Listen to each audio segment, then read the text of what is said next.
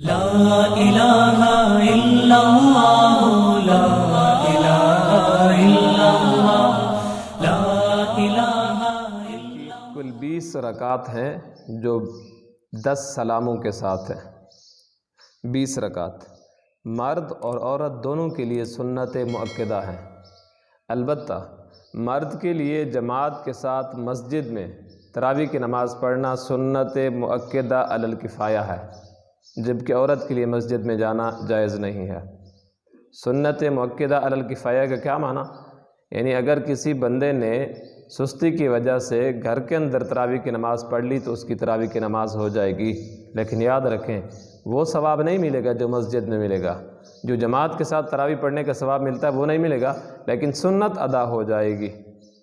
لیکن تراویح کو چھوڑنا اس کی اجازت نہیں ہے، کیونکہ سنت مؤکدہ ہے مرد کے لیے بھی اور عورت کے لیے بھی۔ اور یہاں پہ ایک بات کی وضاحت ضروری سمجھتا ہوں کہ ہمارے ہاں جو رواج چل پڑا ہے کہ اگر کوئی بندہ بیمار ہوتا ہے جو روزہ نہیں رکھ سکتا لیکن تراویح پڑھ سکتا ہے، تو وہ تراویح اس نیت سے چھوڑ دیتا ہے کہ میں نے تو کل روزہ نہیں رکھنا تو میں تراویح کیوں پڑھوں؟ تو روزے کا تراویح کے ساتھ کیا تعلق ہے؟ روزہ دن کی عبادت ہے، تراویح رات کی عبادت ہے، تراویح کا الگ ثواب ہے، روزے کا الگ ثواب ہے۔ اگر آپ بیماری کی وجہ سے روزہ نہیں رکھ سکتے تو تراویح نہ چھوڑیں، تراویح کا الگ ثواب ہے۔ اور اسی طرح اگر کوئی بندہ بیمار ہے، مثلا کسی کے گھٹنوں میں درد ہے یا کوئی اور تکلیف ہے، یا بندہ سفر میں تھا تراویح کی نماز نہیں پڑھ سکا، تو وہ روزے کو نہ چھوڑے۔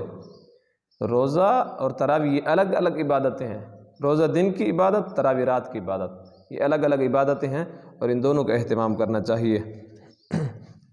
تیسرا مسئلہ کہ فرض نماز پڑھے بغیر، عشاء کے فرض پڑھے بغیر تراویح کی نماز میں شرکت کرنا جائز نہیں ہے۔ پہلے فرض نماز پڑھی جائے گی، پھر سنت 2 رکعت سنت، اور اس کے بعد تراویح کی نماز میں شرکت کریں، پھر جو تراویح رہ گئی ہوں ان کو بعد میں بھی ترکیبات پورا کریں۔